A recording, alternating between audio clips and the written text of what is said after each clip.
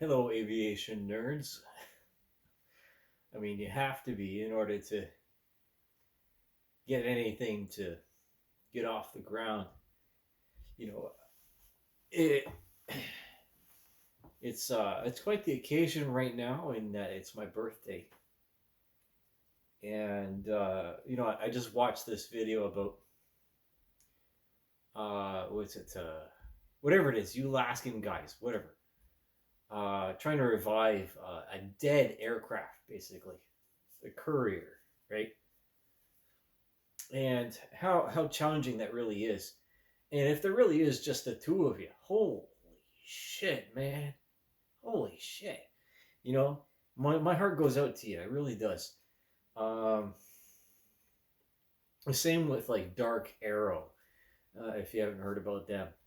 As a small outfit, young engineers, or they're not the youngest engineers, although the young engineers is actually a little company that manufactures fasteners.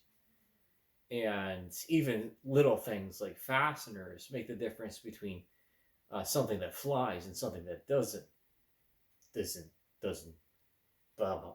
Forgive me. I've had a few libations this evening, and I've really, for the first time, really wrung um, the hearse purrs out of my Subaru for the first time in a while. Get it up to 5,000 RPM, the old Italian tune-up.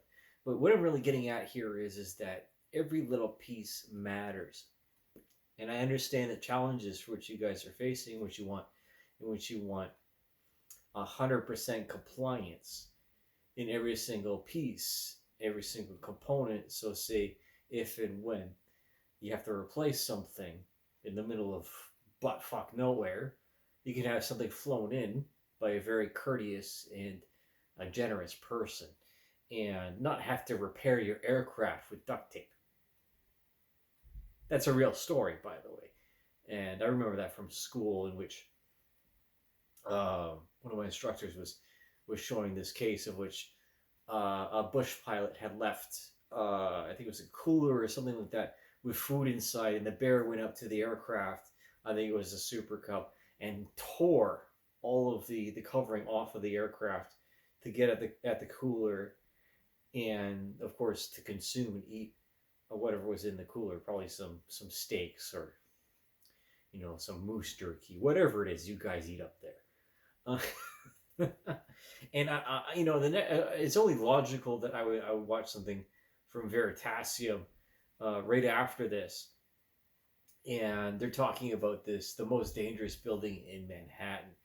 And engineering doesn't change between applications. All the principles are the same, right? It's all based upon physics.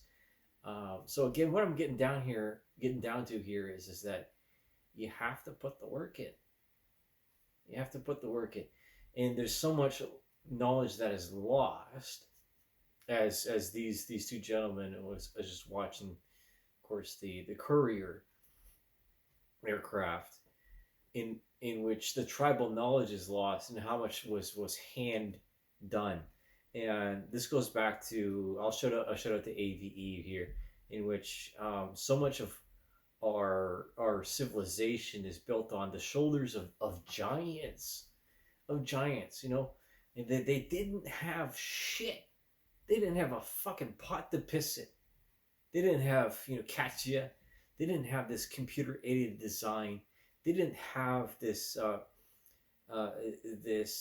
tomfoolery of a 5-axis machine with a program that does everything for you, right? They had to sit there with the wheels and feel it out, right? They had to feel the whole thing out. And when the first can of beer was manufactured, that was that was a light year in advancement. It really was. Cheers.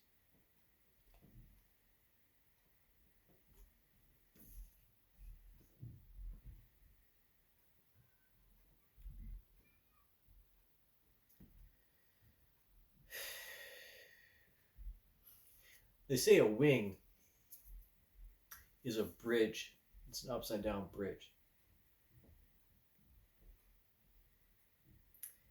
So I understand, and again, I feel you. It's an uphill battle to gain any kind of respect, because engineering is a creative pursuit.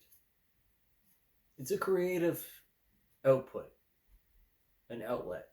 Right? It's an expression that the majority of most people will never, ever understand. They won't. And if you told them how much effort it took,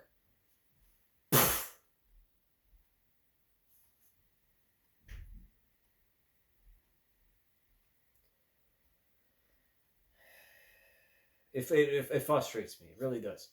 It really does. I had this conversation with another mechanic. Well, I'm a structures guy, right? I'm sheet metal, composites, and he's an M2. So an M2 in Canada, they deal with, of course, all the mechanicals, the hydraulics, and it's over a certain weight category, right? So they don't deal with small aircraft. M1s deal with small aircraft. M2s deal with the heavy aircraft. So anything, excuse me, anything above like a Saab 340. Actually, a bit smaller in scale. I would say like maybe like anything over a King Air.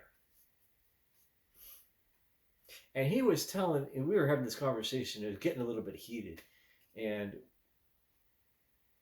we were talking about how complacency and how the devil's in the details, coming down to, of course, the dirty dozen of human factors, and how, if I'm going to extrapolate from the conversation, how most things come down to the human quotient, right?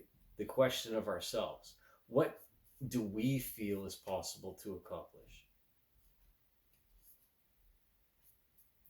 And how many excuses or how many compromises are we willing to make in order to accomplish something?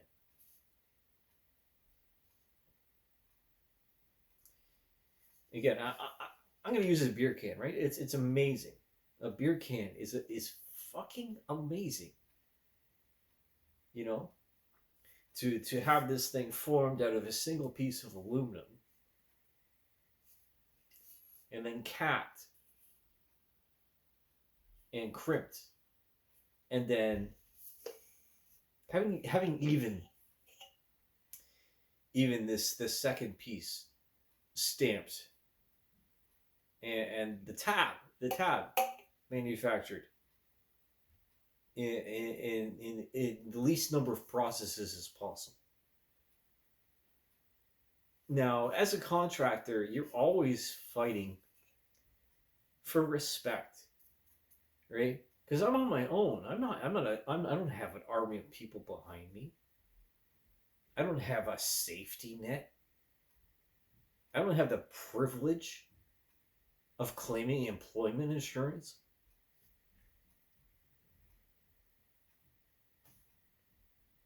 And people wonder why I fucking blow my lid, why I've blown my head gasket, or I start freaking out on people because, larger organizations are making compromises on safety, or they're trying to hide something. And of course, my friend was saying, that's not your problem, man. That's not your problem. Don't worry about it. You're just there to work on the airplane.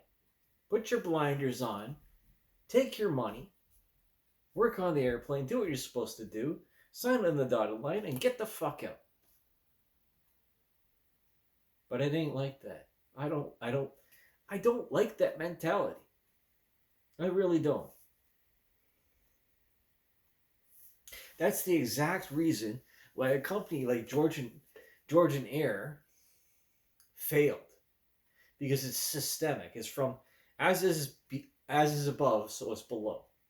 And in this, we're going to use Air Georgian or Engine-fucking-eer, Air Georgian, gone again, a defunct aircraft maintenance and regional operator of Beechcraft 1900s and CRJs. I actually did work for them years and years ago. I did work for them on contract. But here's the thing, it's a slippery slope. When you're not paying attention, especially with manufacturing or anything that's intricate, right? It starts to snowball. And then it gets larger and larger and larger. And then it consumes you. And you're left wondering how you got run over. I know I'm doing this a bit more contemplative.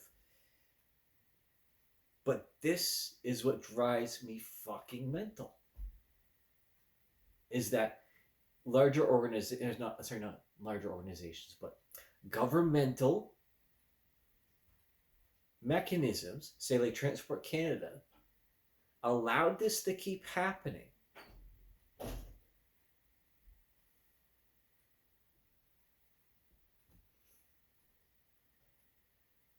So cover your ass if you're going to manufacture something.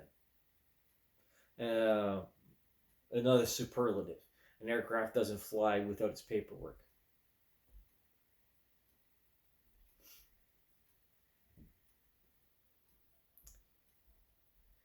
I respect. To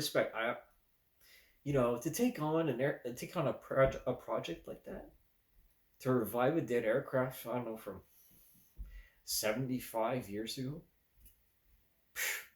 Holy shit, man. Holy shit.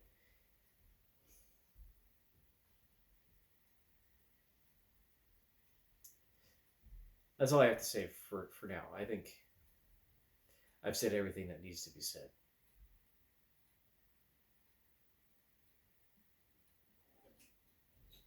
See ya.